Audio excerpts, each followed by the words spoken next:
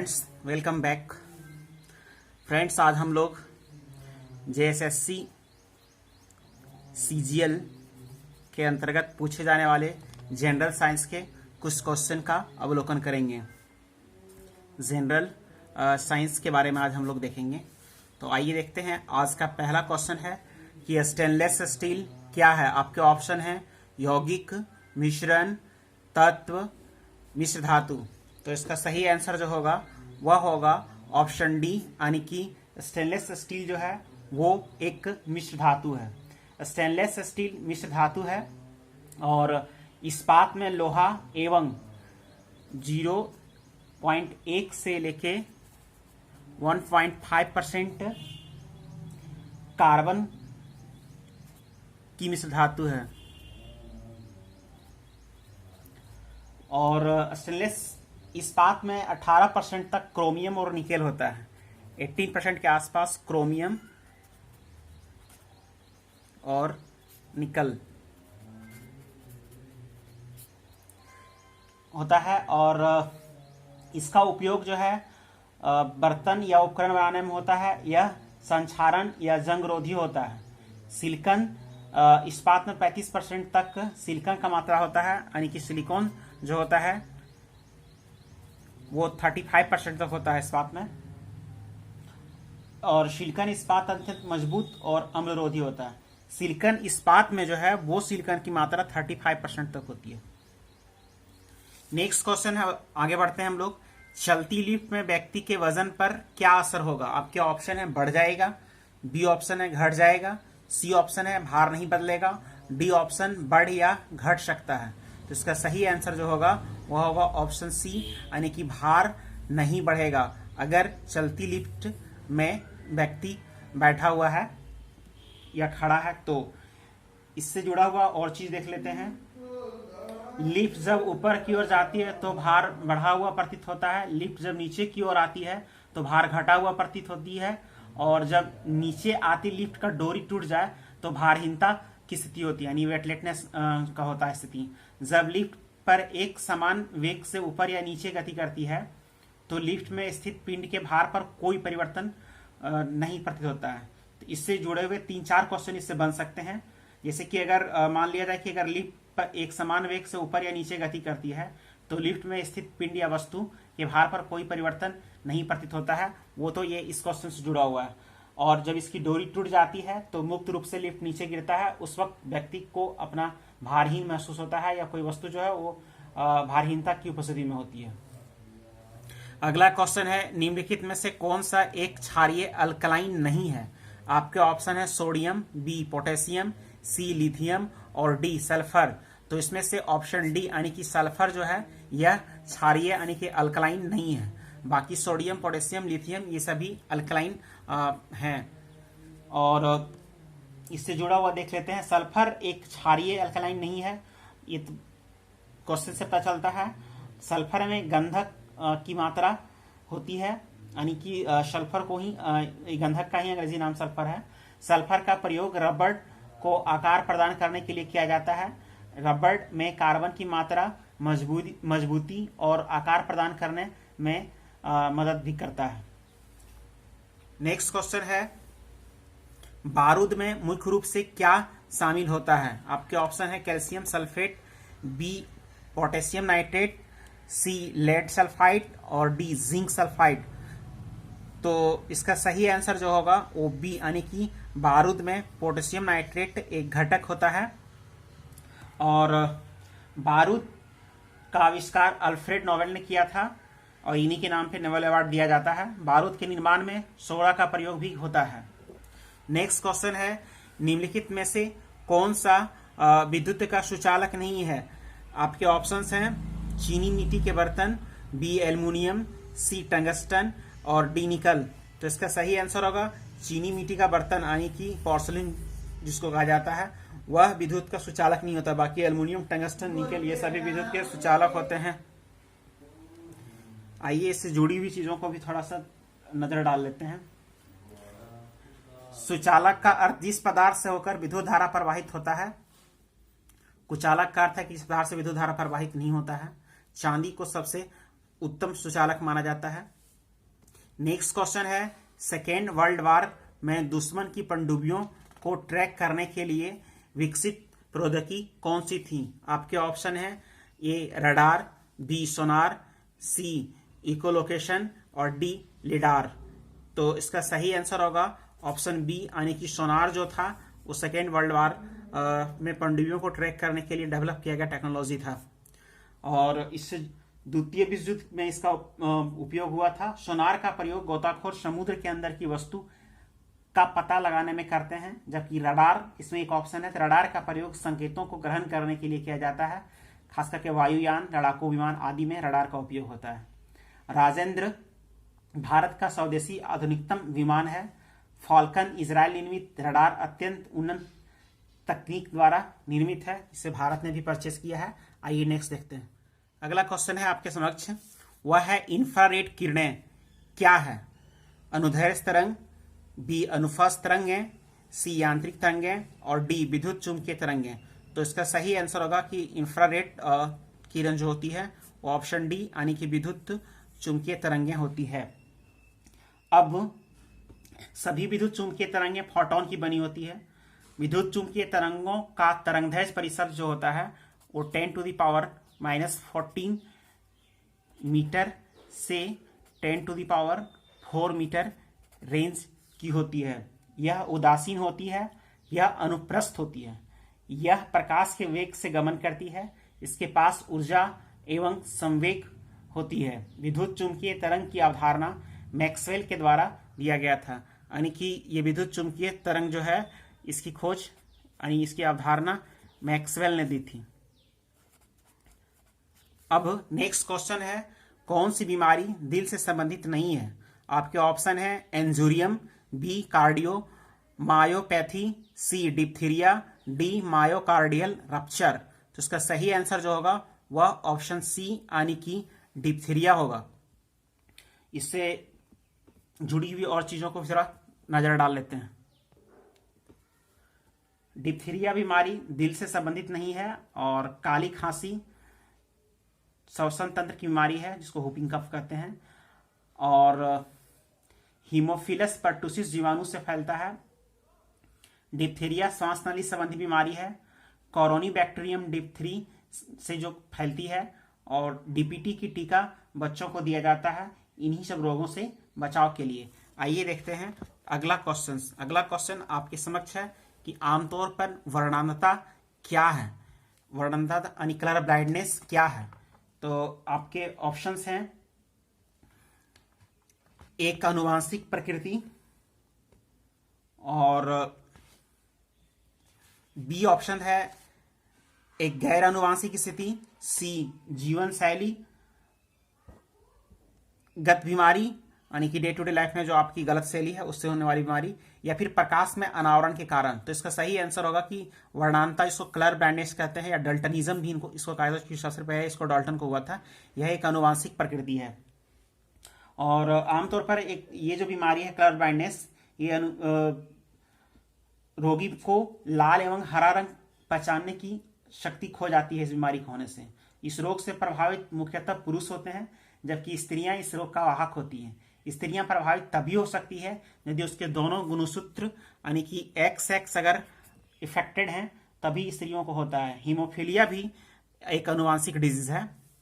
Next question है, जब car एक मोड़ लेती है तो वह कौन सी बल है जो हमें बाहर की ओर धक्का देता है? आपके ऑप्शन है केंद्राभिमुख बल, बी ऑप्शन है केंद्रीय बल, सी ऑप्शन है घर्षण बल, और डी है तनाव बल। तो इसका सही आंसर जो होगा वह होगा ऑप्शन ए बी, यानी कि अपकेंद्री बल। तो अब अपकेंद्री बल के कारण ही जब कार टर्न लेती है किसी मोड़ पे तो हमें बाहर की ओर धक्का लगता है। अपकेंद्रीय बल एक ऐसा ही जड़त्वीय बल या छद्म बल है न्यूटन के लॉ के अनुसार। कपड़ा सुखाने की मशीन, दूध से मक्खन निकालने की मशीन आदि अपकेंद्रीय बल का उदाहरण है, यानी कि ये अपकेंद्रीय बल पर ही कार्य करते हैं। जब कोई वस्तु किसी वृत्ताकार मार्ग पर चलती है तो उस पर एक बल वृत्त के केंद्र की ओर कार्य करता है, उसे अभिकेंद्रीय बल यानी कि सेंट्रीपिटल फोर्स कहते हैं। और यह जो हो गया वो आपका हो गया सेंट्रीफ्यूगल फोर्स। तो अभिकेंद्रीय बल के अभाव में वस्तु वृत्ताकार मार्ग पर नहीं चल सकता। इसका फॉर्मूला होता है F इजिकल टू mv²/r। ये हो गया अभिकेंद्रीय बल का फॉर्मूला। घर्षण बल यानी फ्रिक्शन बल के कारण चलना संभव हो पाता है, या फिर गाड़ियों में ब्रेक लगती है।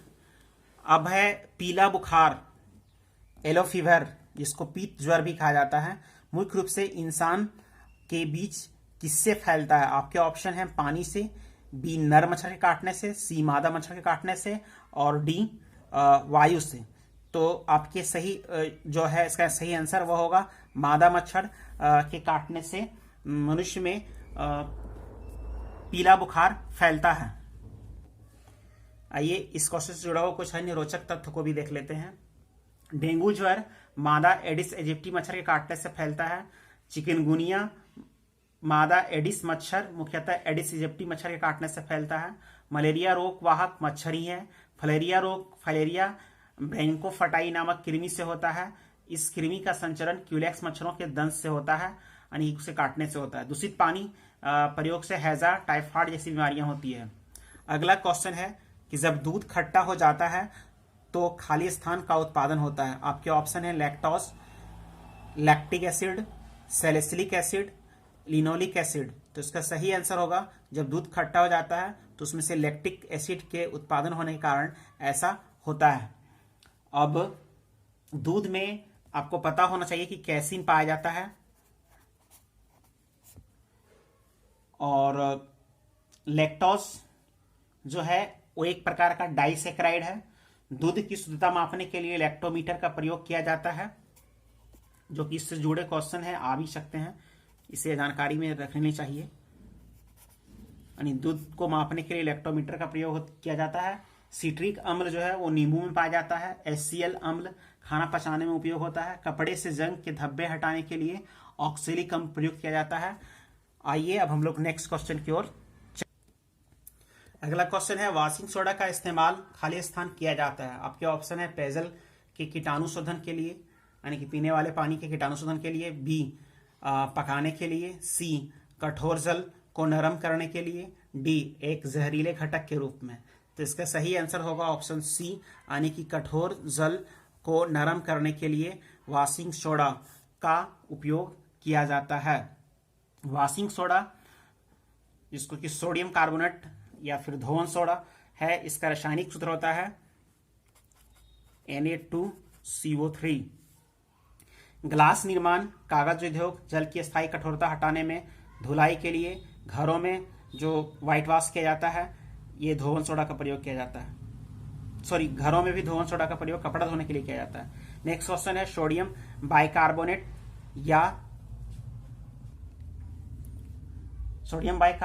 या खाने का सोडा का रासायनिक नाम है। खाने सोडा का नाम है सोडियम बाइकार्बोनेट नाम पड़ता है इसका, जो कि फॉर्मूला होता है इसका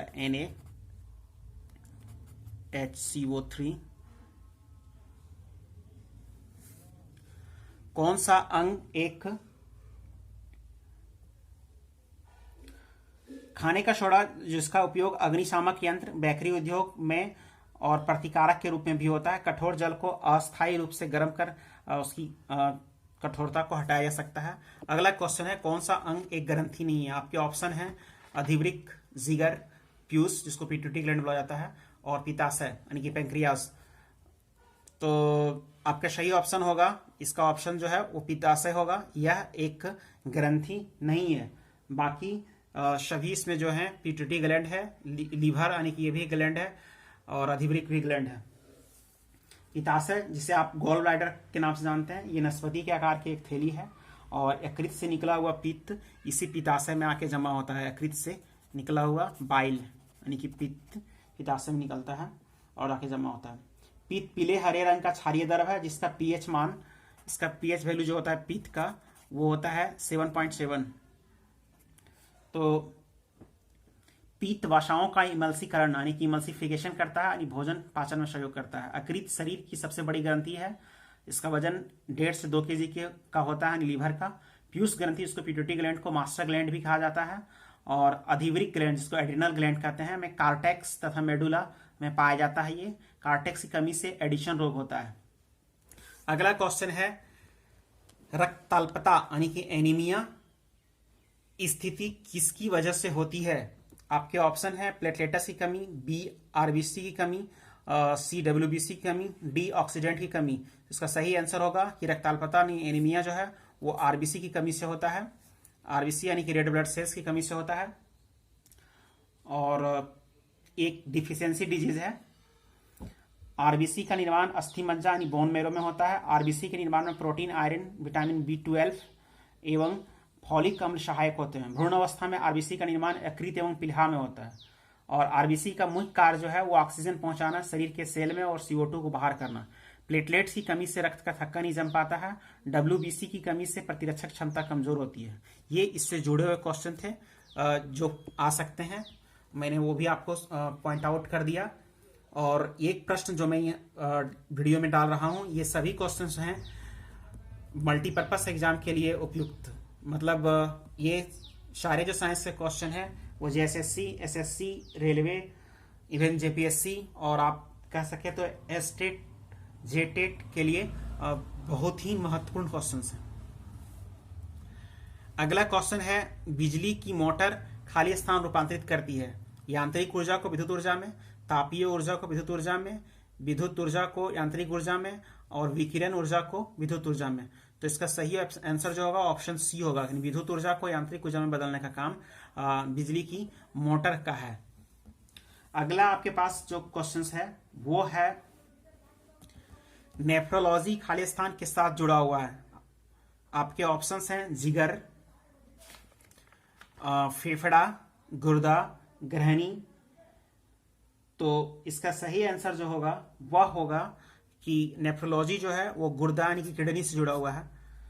और अगला क्वेश्चन है कैल्शियम हाइड्रोक्साइड के सॉल्यूशंस का सामान्य नाम क्या है। तो आपके ऑप्शंस होंगे डाइट सोडा, ए ऑप्शन है नींबू पानी, सी लवण का घोल और डी सिरका। तो इसका सही आंसर जो होगा वह होगा नींबू पानी। हालांकि लगेगा आपको विचित्र, लेकिन इसका आंसर यही है कि इसका सही ऑप्शन जो है वो नींबू पानी भी होगा। और कैल्शियम हाइड्रोक्साइड के सॉल्यूशन का सामान्य नाम नींबू पानी है। नींबू में सिट्रिक अम्ल पाया जाता है। नींबू विटामिन सी का स्रोत है। सिरका का प्रयोग दवा एवं अल्कोहल बनाने में होता है। पानी में अनेक खनिज लवण घुले होते हैं और कैल्शियम कार्बाइड यानी कैल्शियम साइनाइड एवं एसिटिलीन के निर्माण में उपयोग होता है। और अगला क्वेश्चन है आधुनिक आनुवंशिकी का जनक किसे माना गया है। आपके ऑप्शन है Charles Darwin, B Gregor Mendel, C Alexander Fleming और ऑप्शन डी जो है वो है ऑटो हान। तो आइए इसका देखते हैं सही आंसर क्या होगा। तो जी हाँ, आधुनिक आनुवंशिकी का जनक जो है वो ग्रेगर जेहान मंडल को माना जाता है। और आनुवंशिकता के बारे में सर्वप्रथम जानकारी ऑस्ट्रेलिया निवासी ग्रेगर जेहान मंडल के द्वारा ही दिया गया था। और आनुवंशिकता वे लक्षण है जो पीढ़ी दर पीढ़ी संचरित होती है। तो इसका सही आंसर ये होगा बी। W वाटसन ने 1905 में सर्वप्रथम जेनेटिक्स शब्द का प्रयोग किया था। जोहानसन ने 1909 में सर्वप्रथम जीन शब्द का प्रयोग किया था। ये सब क्वेश्चंस इंपॉर्टेंट है जो मैं बोल रहा हूं, ध्यान रखेंगे। W वाटसन ने 1950 में सर्वप्रथम जेनेटिक्स शब्द का प्रयोग किया था। जोहानसन ने 1909 में सर्वप्रथम जीन शब्द का प्रयोग किया था। आनुवंशिकी संबंधी प्रयोग के लिए मेंडल ने मटर के पौधे का चुनाव किया था। इसमें क्वेश्चन इस तरह से पूछे जाते हैं कि आनुवंशिकता संबंधी प्रयोग के लिए मेंडल ने किस पौधे का इस्तेमाल किया था। तो आपको आंसर देने हैं मटर के पौधे का इस्तेमाल किया था। चार्ल्स डार्विन ने जैव के विकासवादी सिद्धांत को बताया था, जबकि पेनिसिलिन की खोज अलेक्जेंडर फ्लेमिंग ने करी थी। तो ये आज के क्वेश्चन थे। उम्मीद है आपको अच्छा लगेगा। एंजॉय करें, अधिक से अधिक शेयर करें, मेरे चैनल को सब्सक्राइब करें और कमेंट करें। धन्यवाद।